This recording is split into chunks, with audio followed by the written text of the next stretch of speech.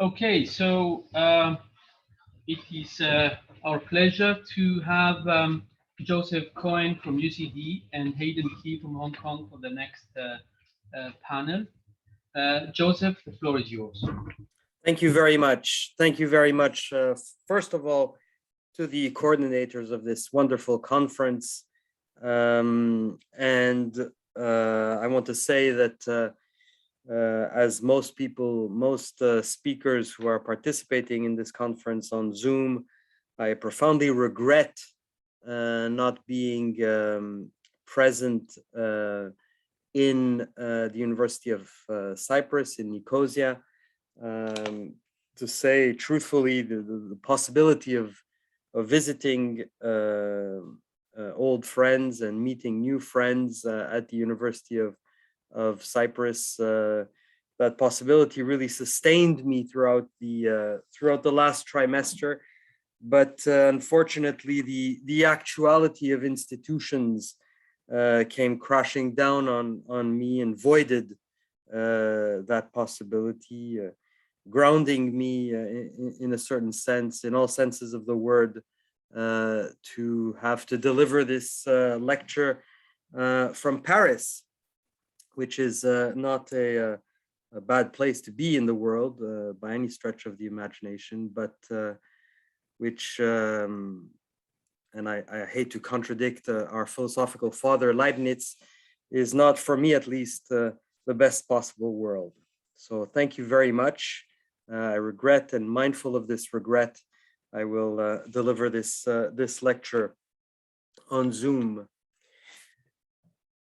This lecture seeks to present a preliminary investigation into what was called in the abstract submitted for this conference a phenomenology of history.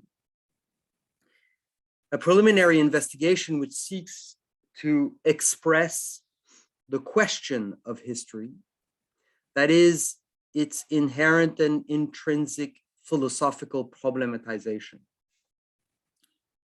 It is through and from this problematic question which we will attempt to approach and indeed think a possible meaning for the mindfulness of our historical being.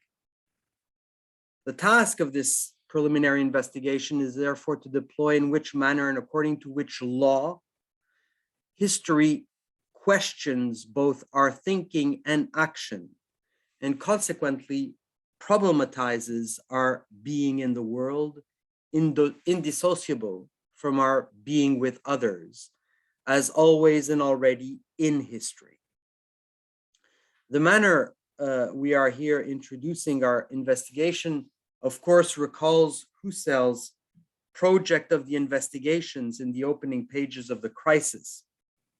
I quote, "What is clearly necessary, parentheses, what else could be of help here, is that we reflect back in a thorough historical and critical fashion in order to provide, before all decisions, for a radical self-understanding.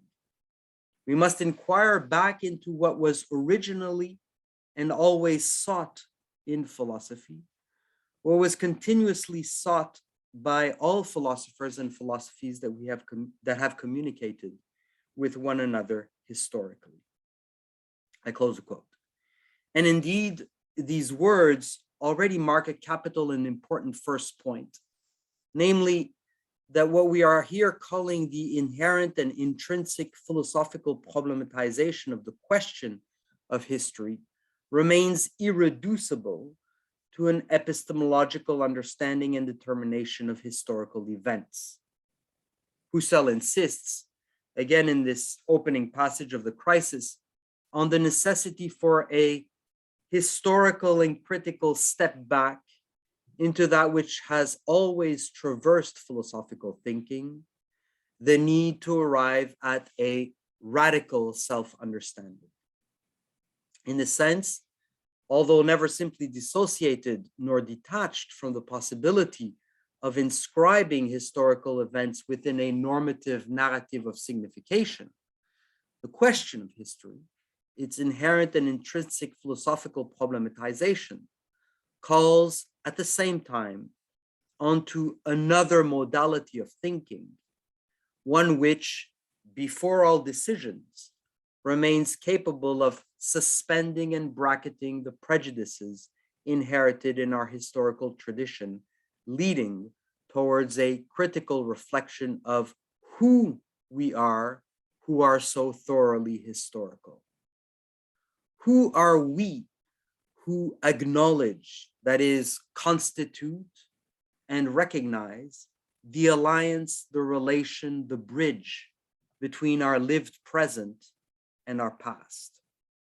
And furthermore, what is the meaning of this alliance, relation, bridge between our historical past and our lived present, which we assume and take on in the name of our own existence, the responsibility? The need for this other modality of thinking certainly befell on Husserlian phenomenology itself. Indeed, if Husserl's point of departure in the inception of the phenomenological method, by marking the distinction revealed through the phenomenological reduction between the natural attitude and the transcendental ego, was headed by the directing question, which is the regime of donation according to which the world is given, and therefore aimed at describing and deploying the pre-givenness of, I quote Husserl, what there is, in view or in order to question how beings are given to consciousness, depicted as an act of constituting types of relations and syntheses between intention and fulfillment. The Cartesian meditations insist on the necessity, within the work of the phenomenological reduction, of a further distinction. Husserl calls on to, in the Cartesian meditations, for a certain transitory supplement, which, without abandoning this static phenomenological reduction, which concerned particular types in order to arrange these in a systematic order, engages into a genetic analysis. This further distinction between static phenomenology to genetic phenomenology is certainly prompted and spurred by the inherent complexity and intricacy of the act of constitution itself, which intentionally fulfills the synthetic unification of the multiplicity of the given in its temporal present.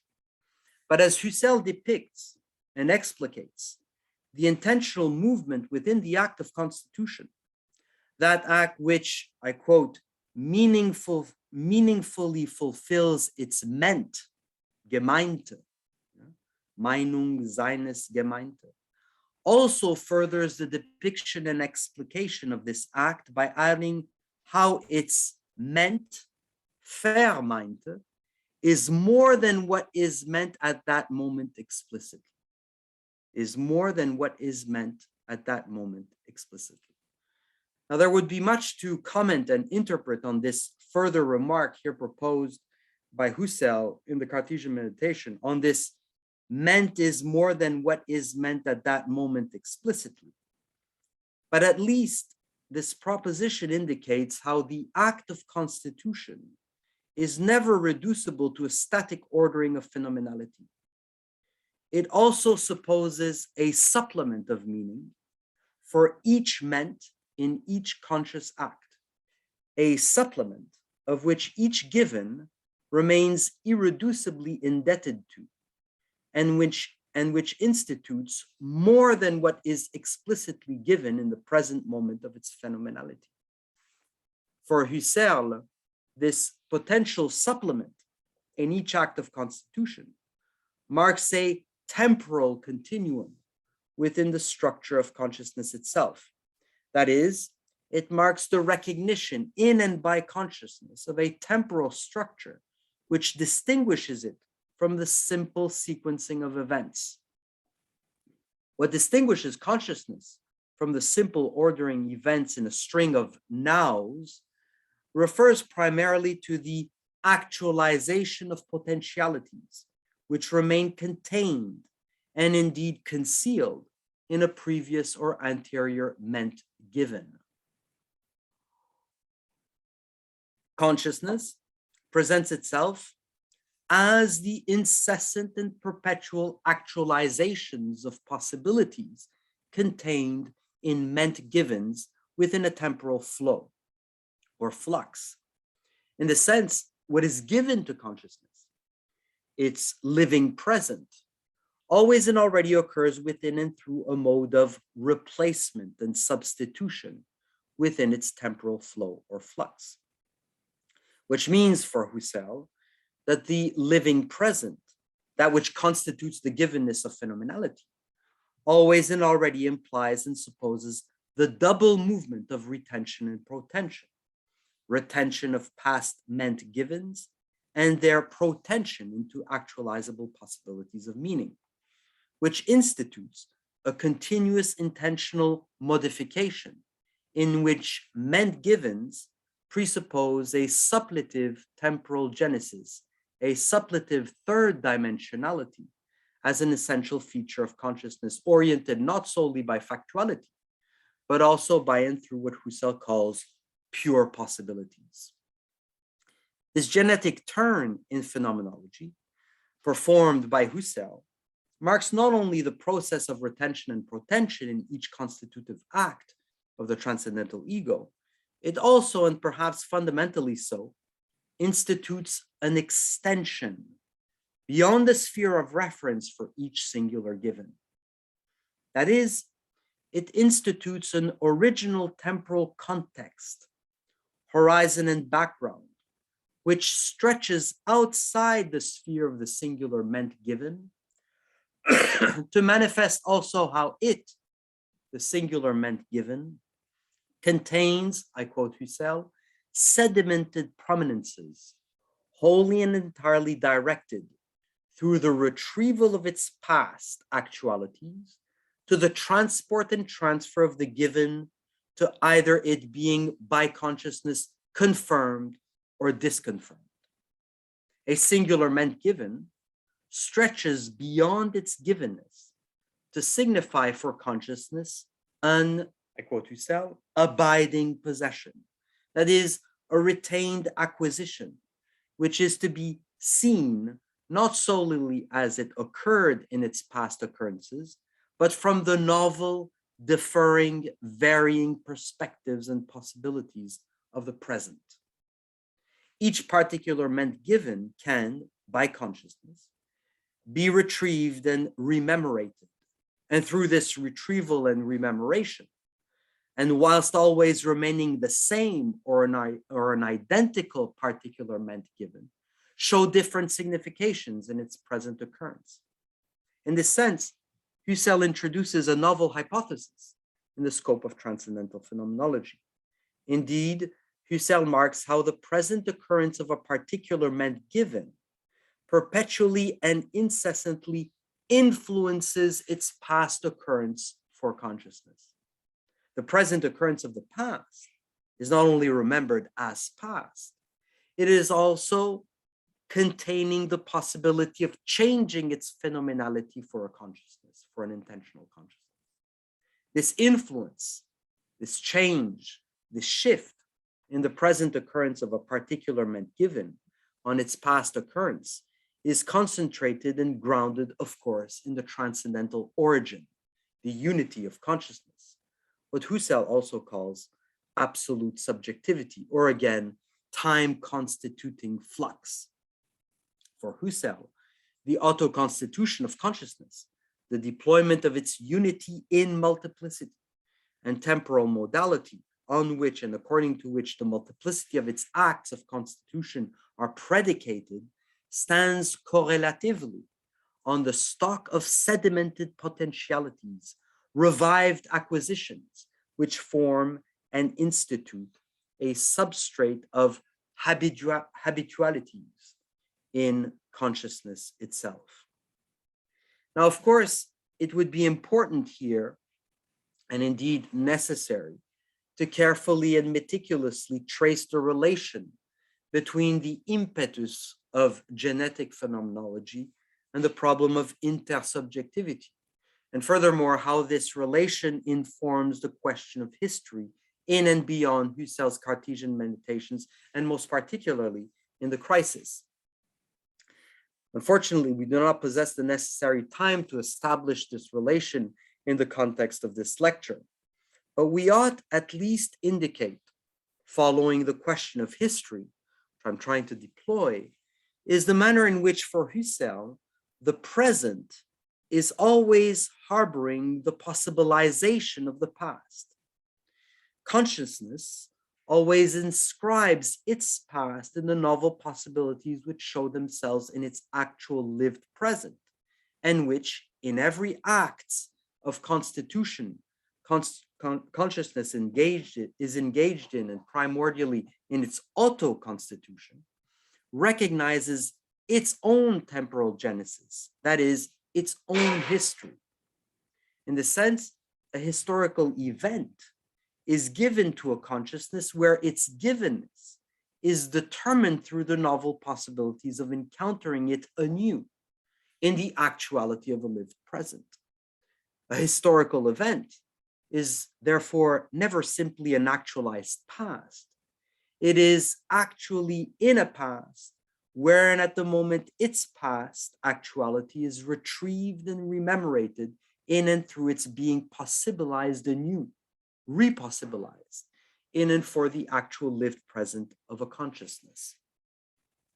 But here lies the question of history we would wish to pose. What is abandoned of history within the movement of this retrieval and rememoration of history for an intentional consciousness, always capable of translating the actuality of the past into the pure possibilities of a lived present? What is sacrificed in the retrieval and rememoration of history for the lived present of an intentional consciousness? And furthermore, is history, our historical events, reducible to a substrate of habitualities in and for an intentional consciousness? Is history, our historical events, not also marking in and for an intentional consciousness that which remains singularly beyond or outside the translation of this retrieval and rememorating or recollection, beyond or outside the anamnesis of the intentional consciousness? Is history, our historical events, in their each time singular occurrence, not also the mark of a suspension, an interruption, a caesura of phenomenology within phenomenology? Indeed, what is left, what remains of the historical event in its singularity at the moment it is retrieved and rememorated, recollected, and remembered by an intentional consciousness in its lived present of possibilities? We have used here the word of sacrifice in our question, what is sacrificed in the retrieval and rememoration of history in the lived present of an intentional consciousness? Husserl never, to our knowledge, uses the word sacrifice, and rightly so. Indeed, rightly so.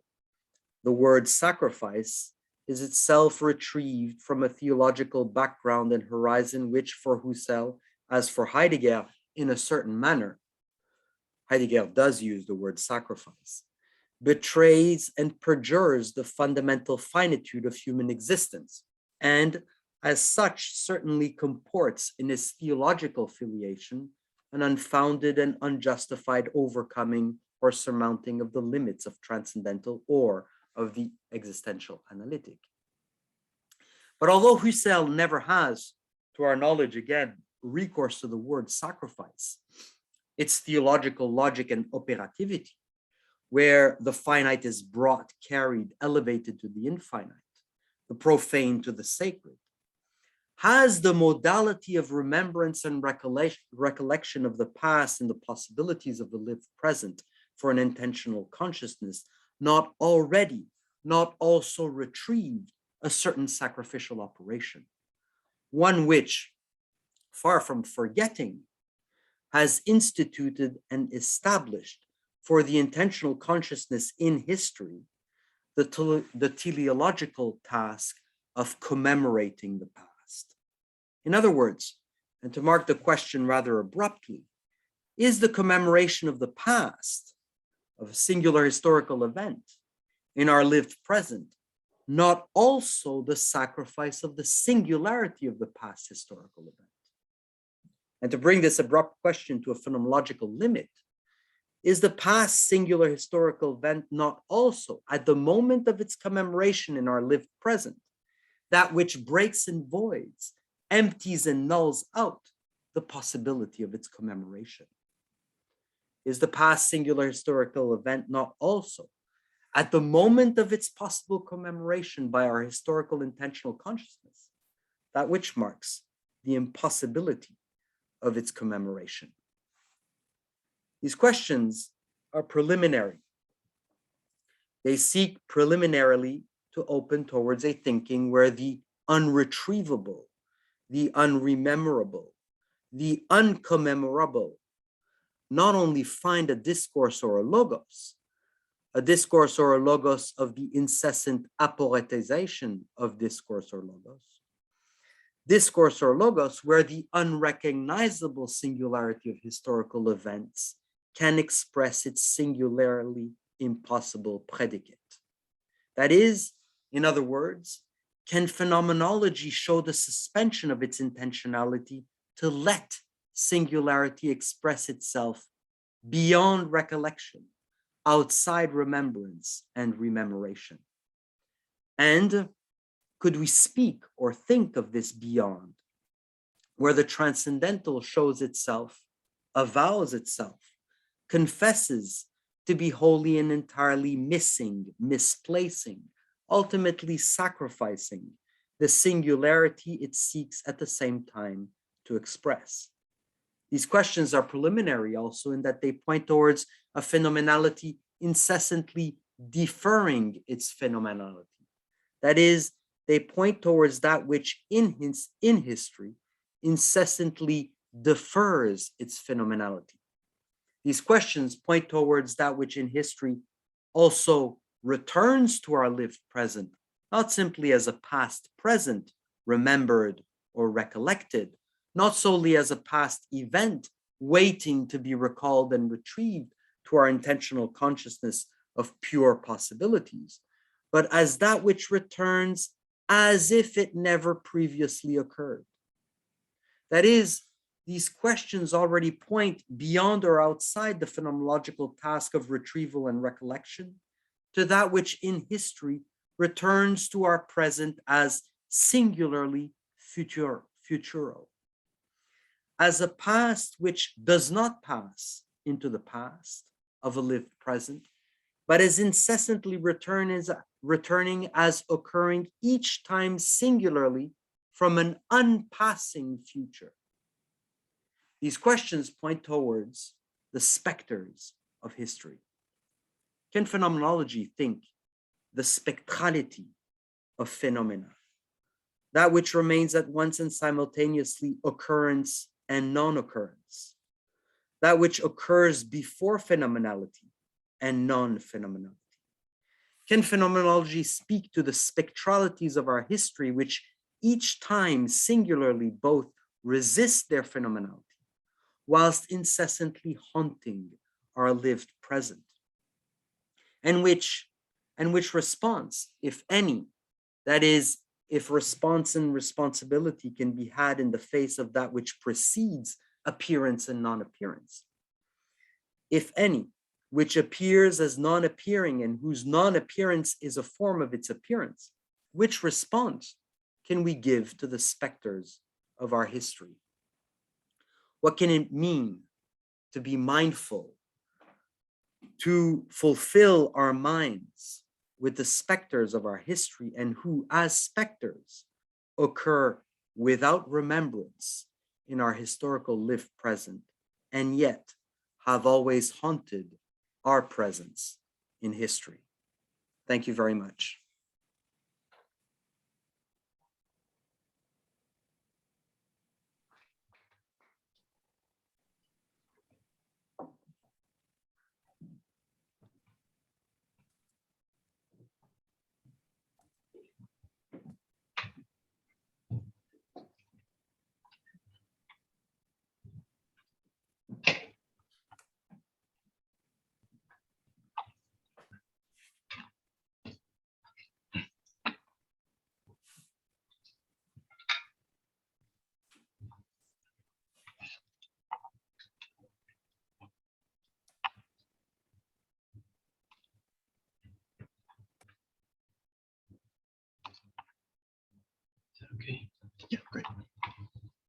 Okay, now we have Hayden Key. Thank you, Christos. So my talk today is on phenomenology and postural yoga. I'll get in a little bit later into what specifically that means for me. But first I want to say this is the first time I've given a professional talk on postural yoga, which is a big part of my life outside of philosophy. In fact, the two kind of big things, big activities in my life are my yoga practice and my work as a professional in academics. So it's a little bit of a nervous moment for me to kind of bring these two big parts of my life together. I first came to postural yoga just as kind of a therapeutic practice to correct various issues I was having with joints and posture and things. Increasingly, it became part of a broader kind of psychotherapeutic practice for me and opened on to sort of spiritual dimensions and a whole philosophical wealth of the Indian philosophical tradition and the yoga philosophical tradition. So yeah, all of that to say, I'm just really happy to have this occasion to bring these two things together. So thanks once again to Christos and Susie for the organization and for giving me kind of the inspiration to pursue something I've been thinking about doing for a long time. Okay. Babies are natural born yogis. This is a comment that postural yoga practitioners are wont to make when observing infants in their spontaneous bodily explorations. Infants come into the world with everything to learn about their bodies. Their learning is experimental, achieved through what Andrew Meltzoff calls body babbling. Infants move their bodies to play with the sensory motor possibilities throughout development, just as they move their tongues verbally babbling to experiment with the possibilities of their vocal apparatus during language acquisition. In body babbling, infants learn what the outcomes will be of pulling the various levers of their bodies. Among other things, they're learning correspondences between different sensory motor modalities, such as vision and touch, and experimenting with touching their own touchable, grasping, graspable bodies. We continue to learn about our bodies throughout childhood and, if we're lucky, into adulthood. However, many of us will settle into a kind of habitual oblivion towards our bodies. Once we've learned to operate them sufficiently well for day-to-day activities, our bodies can recede into the background of awareness. Just as the glasses that sit on my nose can become a transparent medium of my seeing, incorporated into the overall bodily achievement of vision and overlooked in favor of the object I'm visually attending to, so too, the entire body can become a transparent medium of my object, goal, and future-oriented behavior in the world. Further, as much as we must learn about our body to become normal adults, we must also learn to repress the body in various ways in order to be normal, enculturated human beings.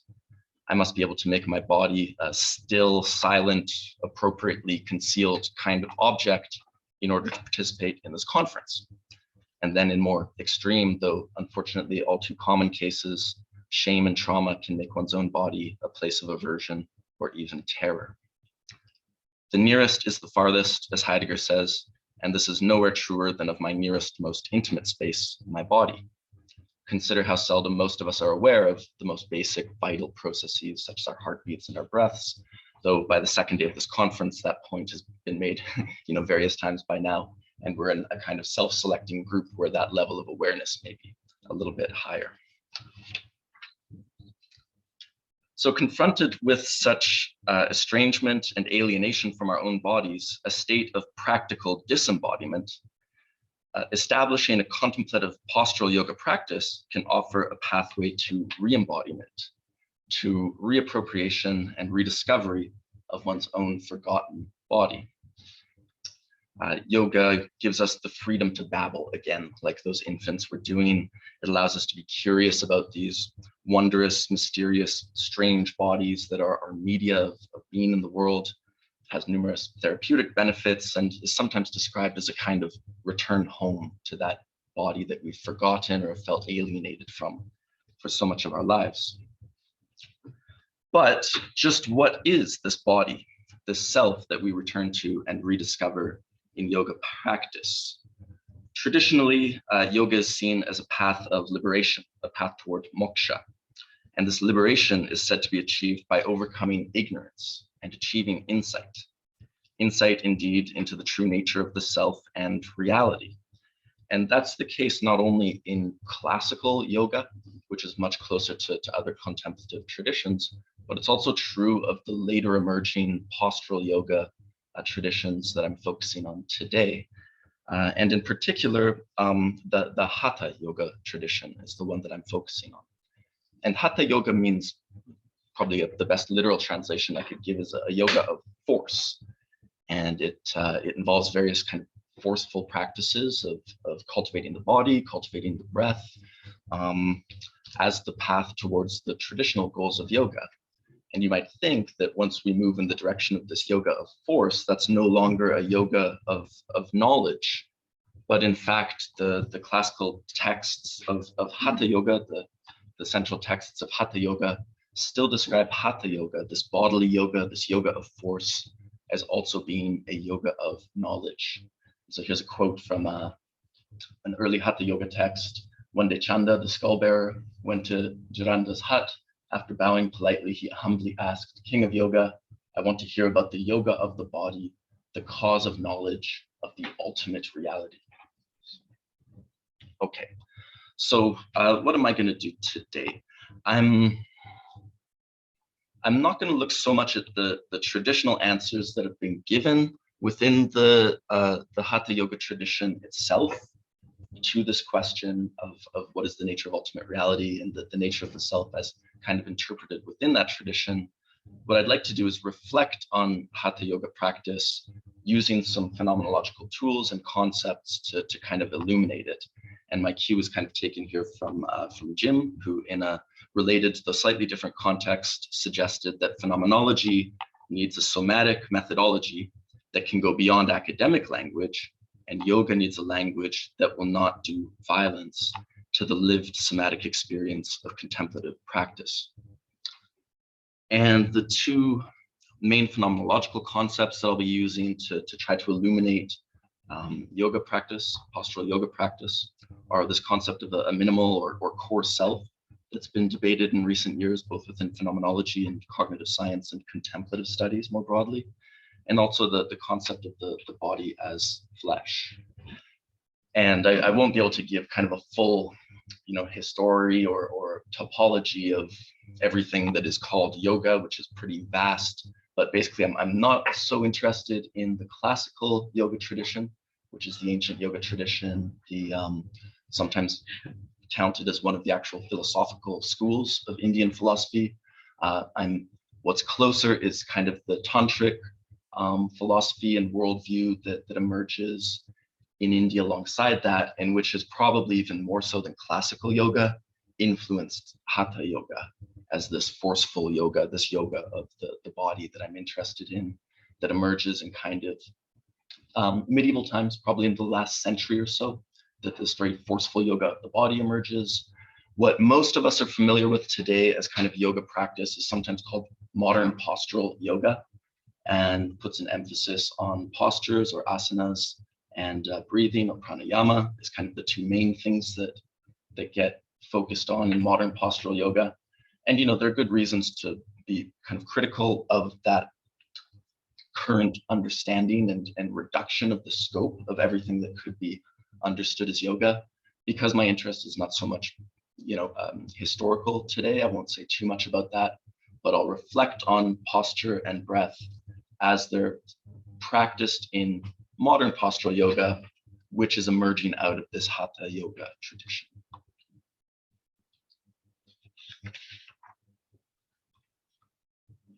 Asana, the postural side of things, though it's really come to the foreground in Hatha yoga and then even more so in modern postural yoga, it does have a precedent in the earliest yoga texts. So asana was always viewed as part of the yoga contemplative practice, even in the most ancient yoga texts. But in that context, it probably means something incredibly limited compared to what people understand as postural yoga practice today. It may even have meant something as simple as just the seat or the posture that you take for a seated meditation practice. And then over the centuries, the meaning of that term asana expanded greatly to encompass what we see as modern postural practice today. Okay, So let's start with asana, and for purposes of presentation, I'm kind of separating asana and the breath side of things, but that's artificial. They belong very intimately together, as I hope we'll see. So I'll start by just covering a very basic postural pose and seeing what kind of phenomenological themes, seeing what kind of insights we can get out of this. So this is a Vrksasana. It's a tree pose. The practitioner is standing on one leg. The other leg is bent and pressing, the foot is pressing into the thigh there. The gaze can be either straight ahead, the eyes can be closed, the eyes can be looking at the nose, and again, variations with the hands. They can be overhead, they can be in front of the chest, they can be behind the back. Though it's a simple pose, to hold it expertly is really quite difficult. To balance effortlessly and stably requires a tremendous coordination of the body schema, of the proprioceptive body. There's hardly a major muscle group that's not evolved in assuming this posture. Two other things to note that are going to be important for my analysis. There's a reflexivity of this posture, as there are in many yoga postures. So the body is coming into contact with itself. The foot is pressed into the thigh there. The hands come together, and the coupling of the body to the earth is very salient in this posture. So you wouldn't say that there's a direct object of bodily comportment right now. Practitioner doesn't need to be looking at anything. They can be space gazing. The hands are not touching anything. But for precisely that purpose, this kind of most intimate bodily coupling of our body to the environment, the body to the earth, this kind of a primal object of our embodiment is all the more salient, right? So even a simple asana such as this requires an awareness and education of the body schema. The novice wavers like a sapling in the wind. In response, he intensely focuses on different regions of the proprioceptive body in order to stabilize the posture. Aspects of the sensory motor body he had previously not attended to suddenly become salient. A certain activation of the standing foot is required to maintain a broad and steady foundation for the pose. However, as the novice is directing attention to the standing foot in order to train its activation, he may find that the buttocks has gone soft, weight shifts away from the midline, resulting in an overall imbalanced posture. The tree wobbles. The right degree of force from the bent leg through the sole of the foot into the standing leg and activation of deep core muscles will help restore equilibrium back towards the midline. But in focusing on this aspect of the pose, the practitioner may lose the correct activation of the standing foot, or the breath may destabilize, and now the integrity will be lost somewhere else. To hold all of this together at once demands experimenting and cultivating a new awareness, a new kind of body babbling through which we re-educate the body. Eventually, once these local micro-attunements have become incorporated into the overall structure of bodily comportment, awareness becomes less localized. So as you become more confident and comfortable in this pose, it's less, okay, what's happening with my foot? What are my hands doing? But we move into something more like a global field awareness of the entire body that allows for easier kind of micro adjustments where and when they're required. And so the expert makes minute adjustments in any area of the body where integrity might be lost, and she stands like a redwood, slow and stable in the winds, adjusting almost imperceptibly. Okay, so from this kind of initial look at an asana, a few insights that I want to take away. For one, I'm talking about proprioception, and this is the relation to this kind of minimal concept of the self that I think is well exemplified and that we get back in touch with in yoga practice. So yoga asana practice restores our awareness to a basic experience of the self as an embodied proprioceptive self. We become explicitly aware of what had always already been implied, though often invisibly, in every experience of self and world. Our object, other, and future-oriented behaviors so often entail a neglect and oblivion of the body, and yet beneath all behavior and cognition, this sentient, sensible flesh has been there, enabling every other human activity. I'm not so far using the term proprioception in a particularly precise manner, and I guess it could be debated whether that includes interoception, visceroception, vestibular sense. There's a lot of nuance that we could add there. And I'm kind of open to that conversation, but I'm not saying anything too specific about that just yet. Okay, the second point, there's a reflexivity of the practice of the touched body coiling back over itself. So many yoga asanas involve the body closing its own sensory motor circuit back upon itself. This touchable body touches itself, discovers itself as subject of the world, and also at the same time object in the world.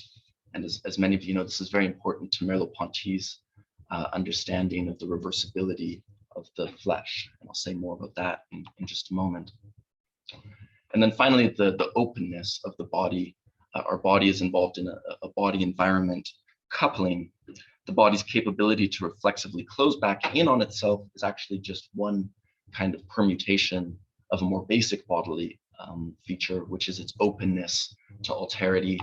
And that's exhibited in an exemplary kind of way in the coupling of the body to the earth, which we're so often negligent of or forgetful of, but becomes especially prominent in yoga practice, in a balancing posture like the one we just considered, but even more so maybe in some of the more passive postures that involve kind of letting the body really just sink or melt into the earth. And then this kind of body earth awareness becomes very intimate. Okay, so different asanas kind of bring out different of these features to different degrees, maybe all of them to one degree or another. And I'll look at a couple of other asanas that I think really exhibit the second and third points a little bit more closely. Okay. So this is Baddha Padmasana, a bound lotus posture, which exhibits really well the reflexivity of the body. So the feet are crossed kind of up here towards the hips, and in this variation, the arms reach behind the back to grab, well, your right hand eventually finds your right foot again, but on the left side of the body. And same for the left hand and left foot. And in this case, also the body is bent over so that the chest comes into contact with the shins, the head even comes to the earth. Now, in Merleau-Ponty's late understanding of the embodied self as flesh, this crossing over of the body upon itself plays a central role in the constitution of a human body and in our relation to others in the world. So here's a passage from Eye and Mind. A human body is present when, between seen and visible, between touching and touched, between one eye and the other, between the hand and the hand, a kind of cross. When the spark of the sensing sensible is lit, when the fire starts to burn that will not stop burning, until some accident of the body unmakes what no accident would have sufficed to make. Just as a side note, it's not entirely clear from this context alone, certainly, why Merleau-Ponty says specifically a human body here, because the descriptions he's giving in this context would seem to apply to other kinds of animate bodies. I have some thoughts about that I'm working out in kind of another context, so I'll try not to impose too much of my own idiosyncratic interpretation here. But if anyone else has thoughts about that, I'd be very curious to hear them.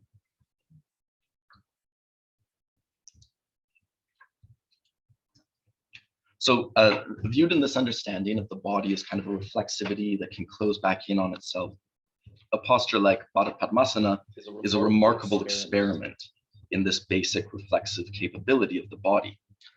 But at the same time, you might say for kind of purely phenomenological or ontological purposes, a kind of extraordinary variation like this doesn't teach us anything new from what Merleau-Ponty's favorite example of left hand touching right hand already teaches us. This would seem to just be more of the same, a person could say. And I think, strictly speaking, that's right. But what's fascinating about experiencing some of these postures is that they allow what Merleau-Ponty described and what's so familiar to us in the left hand touching the right and my ability to touch my own body to become astonishing and strange and new to us again.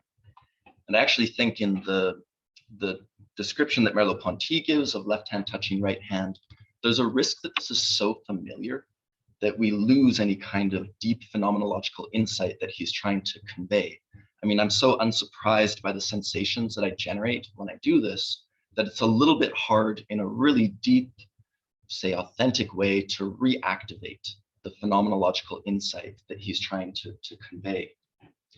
Whereas when you rediscover your body in a new way, or for the first time in a posture like this, there's really a possibility to just be astonished by what you find, by the places in which the body finds itself. And it can even lead to a kind of confusion, astonishment, surprise in discovering yourself.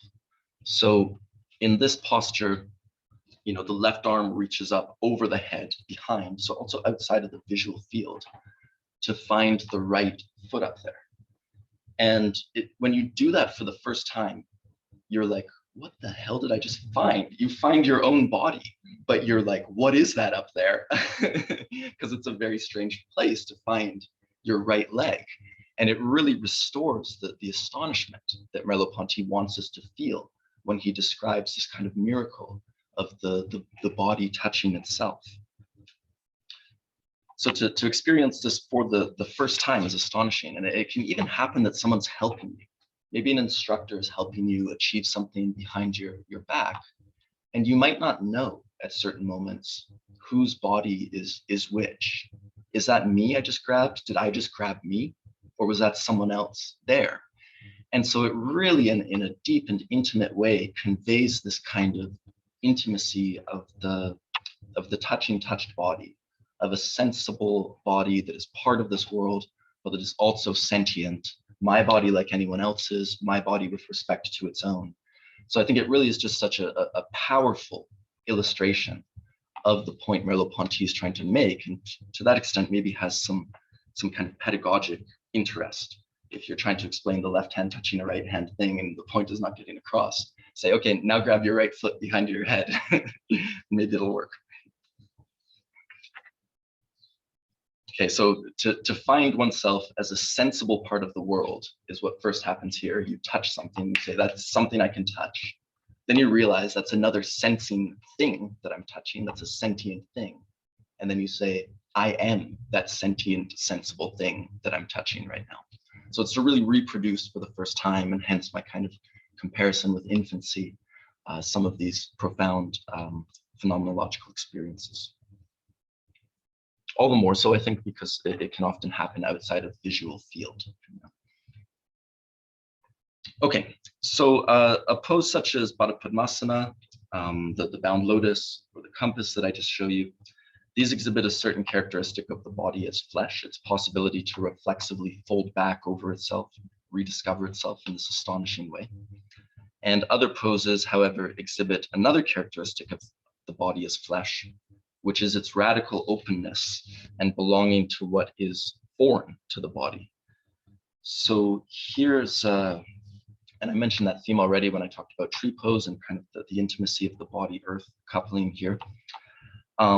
But if the earth is our one essential and inalterable object beneath us, our body as flesh also entails a radical openness and a vulnerability before any and every possible object. And here I think a pose like Urdhva Dhanurasana is interesting. This is an upward bow, or sometimes a wheel pose, this is called. And here you see the practitioner has to be very thoroughly grounded, right? So the hands have to be incredibly stable on the earth. And yet at the same time, there is this radical opening of the body in a fairly literal sense of that term. The heart, the chest, all of the viscera is really being exposed here. I mean, if you imagine taking a measurement of that front line of the body from, say, the chin to the genitals in a kind of standing position versus in this position, this has all been expanded and opened tremendously. And so there's a receptivity and opening of this posture and a vulnerability, an immense vulnerability of it before the world, before possibility, before the sky, before any and every object. The hands are occupied, the face is looking down, the head is hanging, so it's dangerous in this way as well. I've never seen anyone get hurt, but they're completely occupied. So we want to have our visual field kind of keeping an eye on what's coming to us. We want to have our hands available to protect against what's coming to us. And this is a body that's completely exposed itself. So for a lot of practitioners, I mean, a lot of fear comes up. This touches on the kind of emotional therapeutic cultivation that comes with the practice as well. And you can imagine why. This is a pretty crazy position for an animal to put itself in, to be in this kind of vulnerability. Self-preservation requires that we protect our most vital internal organs. Our skin, our muscles, our bones, and other anatomical structures are like an armor for our insides. But in this posture, the practitioner seems to almost want to turn himself inside out, to have less space between the inside and the outside. The skin and muscles are stretched, even the intercostal region, the space between the ribs, expands. And this turning inside out of the flesh exhibits another characteristic of flesh discussed by Merleau-Ponty in his late thought, and that's what he calls dehiscence. He doesn't use the term a ton, it comes up a couple of places.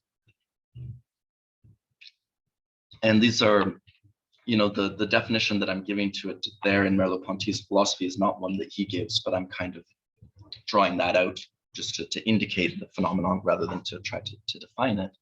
But in botany, dehiscence is the splitting open of an external structure, as in this seed pod here, to release something that's on the inside. And then in Merleau-Ponty's kind of ontological adaptation of that, dehiscence is the manifestation and bursting forth of sensing within the sensible world. So our eyeball is kind of a dehiscent anatomical structure in that its ability to sense and feel the world is visible to you guys as well. You can see that seam in my eyeball because it's a dehiscent structure that manifests its own sensing.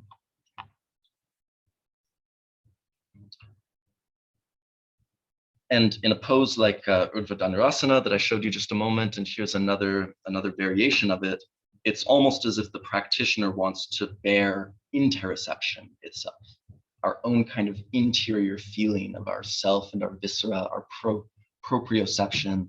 It's almost like we want to expose that and let that also be out there in the sensible world.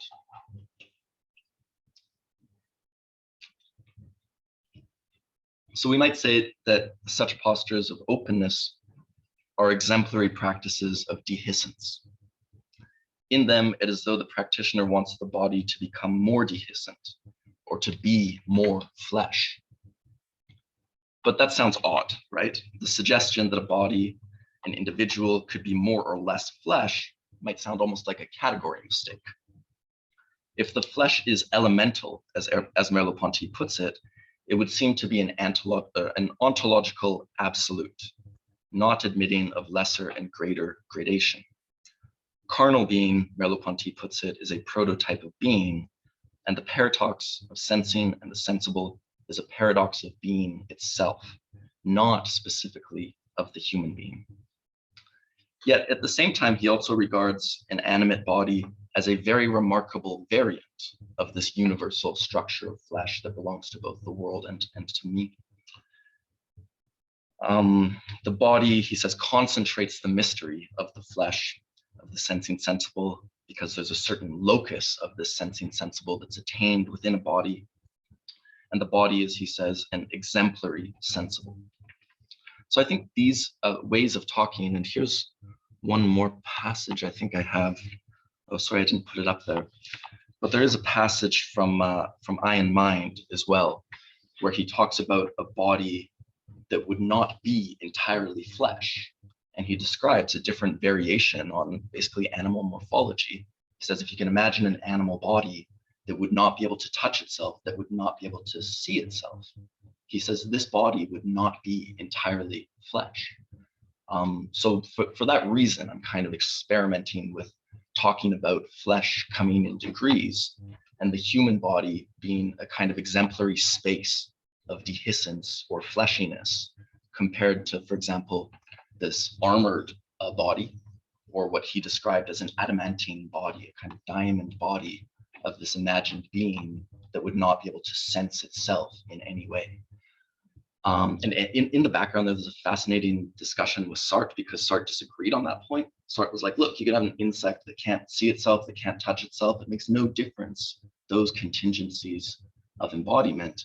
And I think Merleau-Ponty thought about that for a long time. And I think that's why this kind of funny passage in Eye and Mind is there, where he talks about an adamantine body that would not be entirely flesh, and that at least would not be a specifically human body, he says. So, you know, my tentative claim here is something like a human body is an exemplary space of dehiscence, and a yogic body is a remarkable kind of cultivation and exploration of that.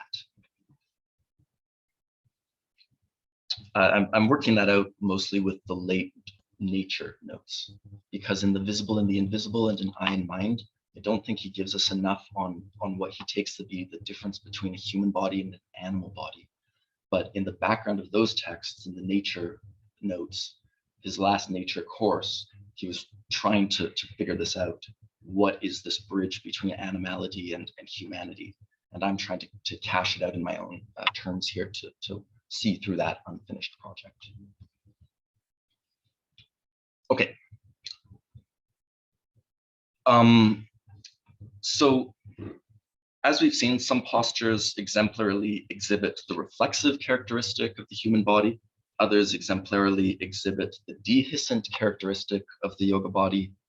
And in many forms of contemporary asana practice, is practiced as what's called a Vinyasa practice, which just involves a particular coordination of series of movements coupled with the breath. And we often in those practices see kind of an alternation back and forth paired with the breath between the kind of dehiscent movement of opening the body, which is paired with the inhale usually, and the reflexive movement of the body closing back on itself, which is usually paired with the exhale. And here the kind of movement and interplay of movement and stillness, the coordination with the breath is an essential component of practice. And when this is done really expertly and beautifully, okay, pause. When this is done expertly and beautifully, it's almost as though movement just kind of rides along the rhythm of the breath. The breath leads the movement itself, and it follows very naturally with the breath. Okay, great, thanks, Christos. Now, you know, I haven't said a lot about breath yet, and there are many people involved in this conference who have written at length and beautifully about the breath. So I just want to add a couple of minor notes, and then I'll wrap. So pranayama is yogic breathing exercises, and I just want to note two things. One, there's a kind of dehiscence of breathing as well that we are often not aware of. And then I just want to draw attention to another mode of breathlessness. We talked about breathlessness with Javi yesterday, that I'm familiar with through yoga practice, but that I haven't seen discussed elsewhere. So we don't usually think of breathing as being kind of a dehiscent practice, but of course, through the continuous space of the surface of the body, of our skin, our lungs are open onto the exterior world. And it's again a kind of sensing part of our body that is, though not visibly so, kind of tactilely open onto the external world. Although in this case, human morphology doesn't exhibit that as well as fish morphology does. Because of course, fishes really have their gills out there. So that's a brilliant illustration of what I'm calling kind of a dehiscent anatomical structures in the fish's gills. Though effectively our lungs, though not visible, are the same kind of thing. And then finally, another form of breathwork or of breathlessness. I just want to draw attention to what's called Kivala Kumbhaka. And in many forceful Hatha yoga practices, you have practices of breath retention. And these are the Kumbhaka practices. If you've ever learned something like a box breathing that's sometimes taught just as kind of a very simple self-regulating tool, you inhale for 4 seconds, hold the breath for 4 seconds, exhale for 4 seconds, hold the exhale for 4 seconds. That's a very simple Kumbhaka practice. But the yogis have developed some more advanced, or if you like, extreme variations on that. And whereas in the breath holding practice I just described, the suspension of breath, the retention, is deliberate, eventually, through long training in pranayama practice, many hatha yoga texts say that an involuntary suspension of breath will eventually come about, where in a kind of meditative state, the practitioner's breath just kind of automatically ceases by itself. I don't know too many people who report having experienced that. I've experienced it myself a few times. And what's fascinating about it is just thinking in kind of the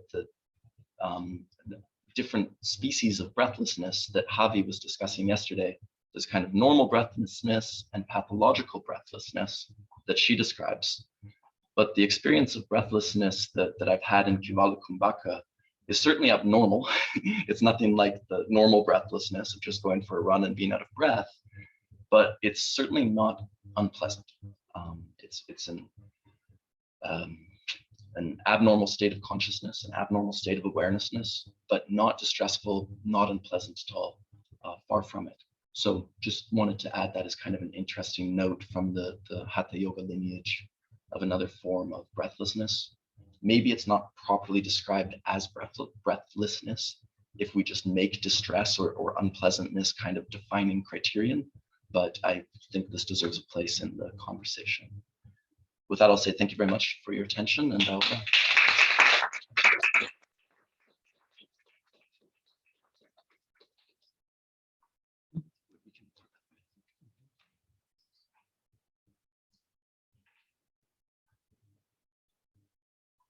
Okay, there's a question that Mahon asks Joseph, and so we'll start with that one. I'll read it out. Thanks for that very nuanced paper, Joseph. Revisiting the way meaning is always a meaning of more invites us to think historically in a way. Indeed, I think this is something Heidegger fastens on. I was wondering if I could ask you to reflect on a problematic distinction Heidegger draws in a 1934 lecture course that you and I have discussed before. Unhistorical and ahistorical translate ungeschichtliche and geschichtlos, respectively. Heidegger draws a sharp distinction between the two notions. Dieses Ungeschichtliche ist scharf zu scheiden vom Geschichtlosen. I could ask it live, but I thought I'd give you the question here just so you can see the quote. I don't know if Joseph can hear us. Yes, I can hear you. Thank you very much. Thank you very much, Mahon, for this very, very good question. Indeed, I wanted to speak of Heidegger, but felt I didn't have the time to fully explicate the way I would have wanted the Heidegger problematization of history, historiality, and the distinction you draw is you're very right to call it a problematic distinction, yeah, because Geschichtlosen is obviously a term that resounds not only in Gesamtausgabe 38, but also throughout the Schwarze Hefte. I won't get into that question here. That would take us into a direction perhaps that is not in tune with the conference. But what I would like to draw here from the distinction that Heidegger makes is how for Heidegger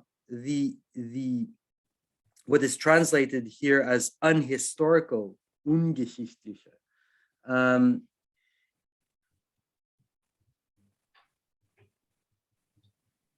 can only be in some manner linked to Geschichtlichkeit and Zeitlichkeit.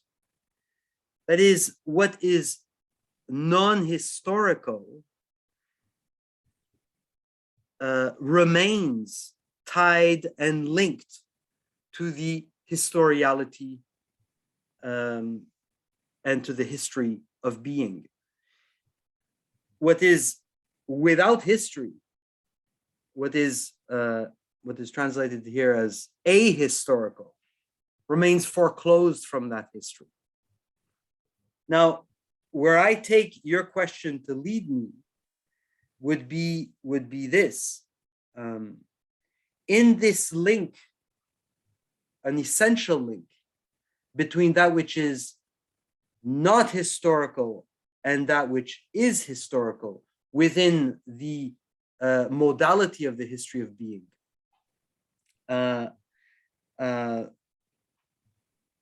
Does that capture what I'm trying to call here the singularity of the historical event? That is the singularity of the spectrality of history, what I tried to explicate as the spectrality of history, which has a Heideggerian overtone. The spectrality of history as that which returns to the present from a future. It has a Heideggerian overtone because of, obviously, for Heidegger, history is futural. Yeah? But I'm wondering if in the Heideggerian typification of this futurity of his history, the history of being, I'm wondering if the attention to singularity is at work. I don't think so. It seems to me that the whole dynamic of the turn, of the Kehre, is so radically binary, so determined by a binarism, which is indissociable between the danger and the power which saves. Not that one supersedes the other, not that one overcomes the other. Heidegger is very careful to say that the danger is with the saving power, but following Hölderlin. But what I'm worried about in Heidegger's and what I'm perceiving as Heidegger's non-account of the singularity of a historical event is precisely the binarism of this Kehre structure, very determined binarism between the danger and the saving power. So I appreciate the distinction that you're marking, yeah. But I think that this distinction that you're marking would mean that for Heidegger, the spectrality, the singularity of the spectrality of history would be geschichtlosen, would be without history, would be therefore an unthinkable. And perhaps what I'm suggesting here is to think history is to think that unthinkable, is to think that unthinkability of the spectrality of history. I don't know if that answers your question, but anyhow, that's where I would begin to approach it from. Thank you, Jim Morley. Well, thanks. Should I go up there? Or I think it would be. Can you hear him? If you can't hear him, he can come closer to the microphone. Whatever you suggest. I think it's best if you come. Okay, right. Sorry. Well, I'd like to speak to the yoga presentation. First, first of all, I want to say that what you're doing is bold, and I am enthused by what you're doing. 30 years ago, when I first submitted abstracts to conferences to talk about the synchrony between Merleau-Pontian philosophy and Hatha Yoga, they all got rejected. No one didn't even read it. They just assumed it was McDonald land. And you couldn't get through. Now there seems to be an opening. And I think what you're doing is really important. One of the key things that's really interesting here is that pedagogy. Phenomenology is conceptual. It is conceptual. You have to read the books. You need to read the primary texts. You know, it's an academic discipline, but it's not just that. There's also the emphasis on direct lived experience. And when I teach a course on psychology of yoga. And it's over the years I've learned that this is the best way to teach phenomenology. They learn more phenomenology from the practice of yoga and the ideas they learn while they're doing it than they do in my conceptual course on phenomenology. Years later, they come to me and they say they remember everything from the yoga class, and they get all the concepts of phenomenology. And even if I'm using Sanskrit terms, they're still grasping the notion of radical reflection and embodiment, all the concepts of phenomenology. They're learning through the practice of yoga. And it's an amazing thing. You know, meditation doesn't have to be just sitting on your asana. It can also be movement. And there's many forms in which we can do meditation. And Hatha yoga is profound in this way. You know, and you're right. It is like returning to the infantile body, the first day of your body. You do this right. There's so much to this. And you're opening the door exactly as we need to do. Each posture has a meaning. Yeah. Each posture has these guys, you know, they spent thousands of years putting this together. We need to respect that and honor it. It's very sadly, it's been Americanized, and it's very sad what's become, you know, gym club yoga, and that's very sad. Yeah. But we need to be bold and not allow that stigma to stop us. Yes. Yes. You know, we need to not do that. And so what that's stigmatized. I think that these guys knew what they were doing. This is an archaic technology, and there's so much more to every pose than we know. And you have to go into the pose to actually really understand it, as you all know. You have to go into it. You have to immerse yourself in the pose. And it doesn't. You put up some very complex, difficult, dangerous poses actually that most people shouldn't do. That's right. But there's some really simple ones. Yeah. That can be just profound. Yeah, let me just comment first on that, Okay, Jim, because that's really important. I should really emphasize, I chose the poses that I thought in a most exemplary way got across the point. Yeah. But everything is about the movement in the direction of dehiscence, the movement in the direction of reflection. And if you engage in that, then you'll find something new in your body. You'll find that experience, whether or not you get into any advanced asanas. So yeah, that they play here also a pedagogical role, but you don't need to do that to get the points I'm trying to get across. It's good dramatically to pick up. Yeah. It's good drama. I'm a yoga teacher, so I'm being technical with you. Forgive me. Yeah. But and you're locking onto the notion of dehiscence. I think that's one of the key. Again, you know, Husserl speaks of Offenheit. You know, but Merleau-Ponty takes this, and it really is.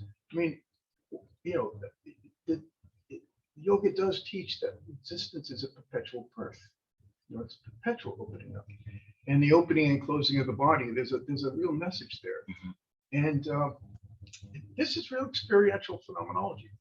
It's really, really something else. And again, there's a door opening here that I hope you'll pursue. I'm very enthused by your presentation. Yeah, thanks for your kind words. And we've got to talk more about the pedagogy side of things. We'll talk more about that because I'm just starting to think through that. So much to talk more to talk about. Thanks, Jim. Really appreciate it. Yeah. Thanks. And thanks so much for your great work starting this and giving me some foundations to work on. I'm honored by what you've done with it. Awesome. Thanks. There's a question from Petri Benson online. Thanks for the great paper. What about the intertwining and reversibility of my flesh and flesh of the world in yoga practice? To conceptualize a new yoga of the flesh in which these two fleshes intertwine, there's a comment, as the world is for Merleau-Ponty is universal flesh. Yeah. Thanks, Petri. And I've been also reading some of your work and getting some inspiration for what I'm doing right now. And I need to make the connections with what you're doing with Merleau-Ponty and breathing, and what I'm starting to think about. So that's on the horizon for me as well. So thanks for your question. And I should say there's a risk in what I've presented here so far of overemphasizing the separateness of the human body, especially when I emphasized kind of the reflexive characteristic. And I think it was something with your question in mind that I wanted to also emphasize this earth connection that comes up in the practice, because the practice it could seem as if the practice is not really world or other directed. It could seem you don't have any direct effect on the world, whereas in football you kick a ball around. In most other kind of sporting activities, you're doing something to the world. yoga might seem that it's not doing that. And there's a risk in the way I'm exploring it of missing precisely the point that you want to direct my attention to. So when I talked a little bit about earth and how intimate the body-earth connection is in that practice, that's starting to move in the direction you're gesturing at, and to connect it more to your work. When I was showing that openness of the posture that's exposed to the sky and thinking about dehiscence of breathing, I really want to start making those elemental intertwinings of breath and air, of body and sky, of body and earth. I want to foreground those a little bit more as I work this through more. So you put your finger on something really important. There's a risk that I'm losing the intertwining of world and other, or self and world, by focusing so much on a practice that's very much about the cultivation of the body itself and its reflexivity. But yeah, I'm aware of the points you draw my attention to, and I hope we'll get to talk about it more. Colin Fitzpatrick. Thanks very much. It's really interesting to talk about yoga. Just you began by saying that phenomenology needed a semantic language, and yoga also needed language. Although I'm not so sure that yoga needs a language. I wonder is our Western over-analytic minds that want to apply a language to yoga, because it is what it is.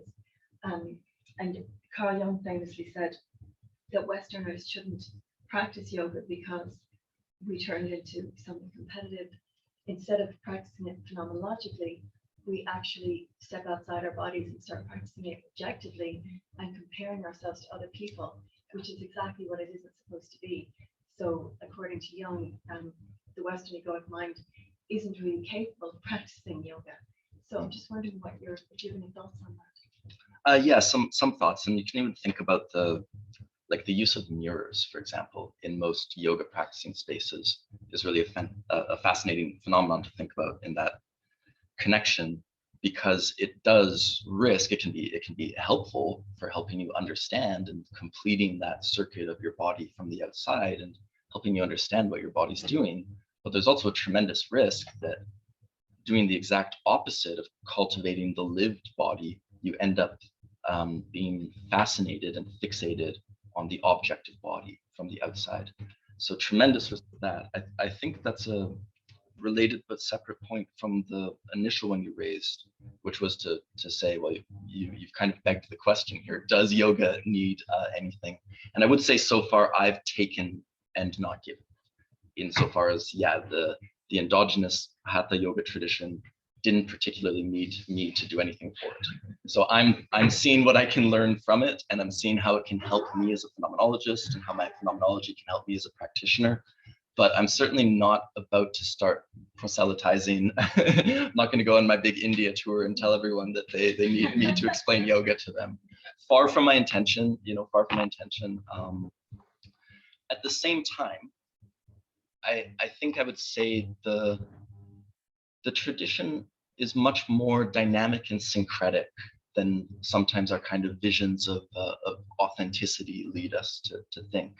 And it's been changing in the face of other influences for a very, very long time. A lot of modern postural practice that we associate with India has received outside influences. So to that extent, and I used to have a really big concern about appropriation and modifying and not being kind of faithful to an original or something like that.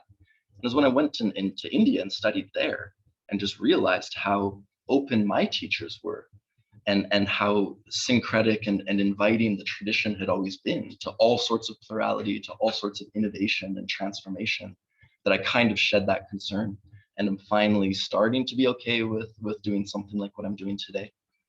And the yoga traditions have often been paired with a more theoretical tradition within the Indian philosophical space, either Samkhya or Vedanta, that has provided a language for it. While at the same time, our phenomenological tradition also has a place for silence. And maybe in my discussion, there should be a place for that as well. So yeah, thanks. Great comments. Thank you. Yeah. And there's a question from Hans Georg. He says, thank you, Hayden, for your extraordinary crossover of Merleau-Ponty's philosophy and yogic Practice. I've been struggling with Merleau-Ponty's concept of dehiscence for some time, so could you perhaps say more on your usage of the term? My impression was that there is a play of activity and passivity involved in dehiscence. The bursting open is affected by the environment rather than being an activity of the fruit body. Can we find a similar play of activity and passivity in breathing? I'd love to hear your thoughts on this. Yeah, thanks for that, Hans-Georg. I have to admit, my use of dehiscence so far, as I said, I'm trying to work it out in another context. And I hope it hasn't become too idiosyncratic, because I'm especially interested in how particular and anatomical structures exhibit a kind of dehiscence. But that might only be half of the story, because Merleau-Ponty does say, and again, he doesn't use the term a ton, but he does say that it should be another reversible term. And in this kind of dehiscent movement of my body towards the world, towards the sensible also dehiscently kind of responds to my body. I have to admit, I've also been really struggling with those passages. So maybe we can do some reading together or something and think through those more. Because so far what I've said about it is a little bit one-sided.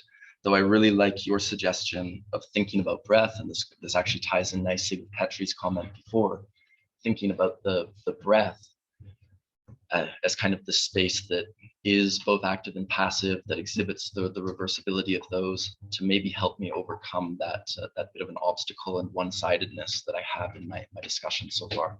So yeah, sorry, I don't have more to say than that, but you're pointing me in a good direction again. Can I just jump in and say just a comment, which I'm not sure if it's at all important, but I googled dehiscence. It's the first time I hear this word, and the first definition that comes up, it says dehiscence is a partial or total separation of previously approximated wound edges due to a failure of proper wound healing. And I don't know if that semantically relates at all, or if you have something to make out of this. Yeah, thanks. No, that's absolutely right. And that's in play in Merleau-Ponty's kind of ontologization of the term as well. And I didn't mention the medical use of it, which is also super relevant, in part because it was a talk that was very visual. I was using a lot of images, and I hope you didn't check the images in your Google search. Didn't know. You don't want to see the medical dehiscence. Yeah. but yeah, wound that is partly separated and then so opens its kind of inside onto the outside is another one of these analogous senses of dehiscence that Merleau-Ponty is drawing on to create such a rich embodied ontological conception of dehiscence. I didn't talk about it or show a picture of it. Okay. Yeah, I was wondering if Merleau-Ponty was aware of that, or you. I didn't know. Yeah, I think he absolutely is.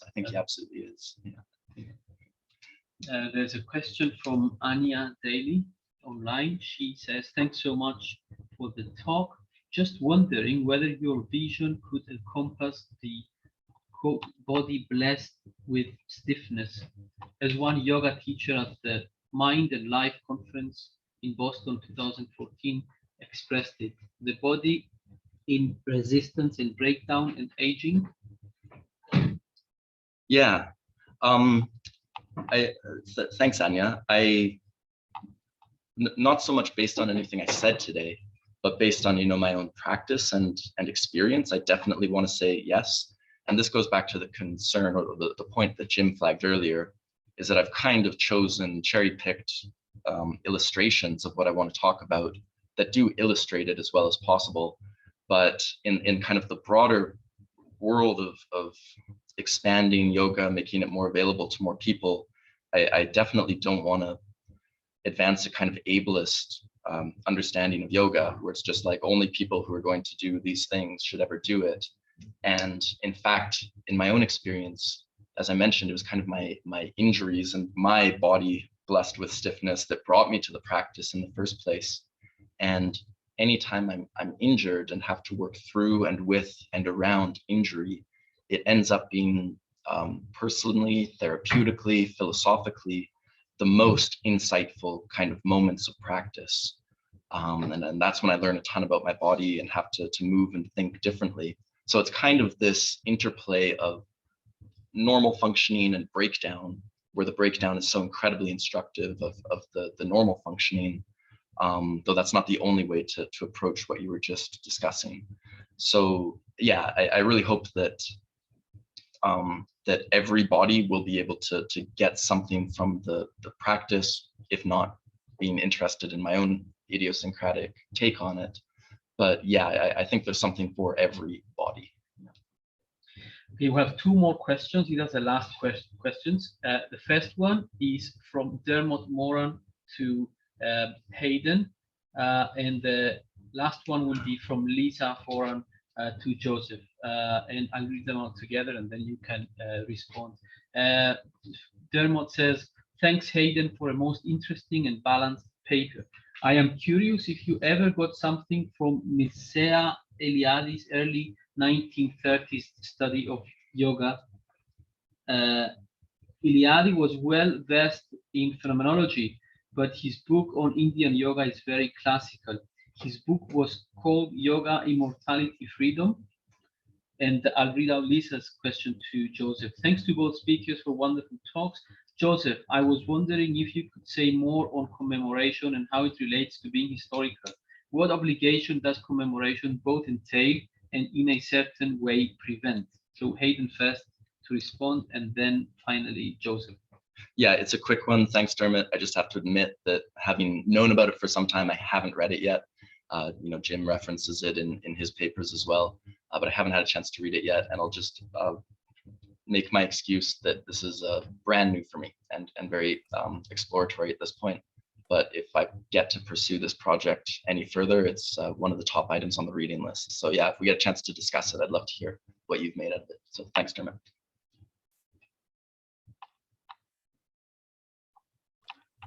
Hi, can you hear me or? Yes, we can. Okay, all right. Thank you very much, Lisa, for your question on commemoration. I tried to tie in the idea of commemoration through the analysis of Husserl and the idea of recollection, retrieving, and past meant givens into the pure possibility of a lived present. And it seems to me that commemoration is one of these possibilities to actualize the possibilities of the in the lived present of past meant givens or past historical events. In this sense, what I was trying to suggest along the lines of Patočka in the heretical essays on history, I think it's essay number 7 or 6 or 7, where Patočka draws a very radical position on how commemoration, how the act of commemorating a historical event, not forgets, that would be much too vulgar, but rather in commemorating negates the singularity of the commemorated event, negates the singularity of the historical event itself. Very interesting position by Patočka, because what Patočka is here trying to show is that commemoration does not do justice to the sacrifice that we are commemorating with a particular historical event. So my following on that line drawn by Patočka, I'm wondering, and this is to answer a little bit the second part of your question, what obligation does commemoration both entail and in a certain way prevent? What I'm trying to mark is that the obligation that commemoration entails for us as historical beings is paradoxically the impossibility to commemorate the specters of history, the specters returning from our history. I think you will have seen that for what I'm trying to do spectrality, when I use the word specters of history, I mean that which occurs in our living present, that which returns to our living present as if they had never occurred, as if the historical past had never passed. And so in this way, the obligation of commemoration perhaps entails the impossibility of commemorating that which needs commemorating above all. And in this way, what I'm trying to develop is an idea, not so much of commemoration, but of justice for spectrality, that would suspend commemoration. I could say the same thing about recognition, because I think also recognition is deploying, as it's manifesting its possibility, is deploying also its impossibility. I don't know if that answers, but anyhow, that's again where I would approach. Okay, well, thank you very much to both speakers and everyone else who's asked a question. We'll take a 1 minute break before we switch to, if you want to go to use the toilet very quickly, and then we'll resume the next panel with Lisa Foran and Tim Mooney from UCD. So we'll be together in 1 minute.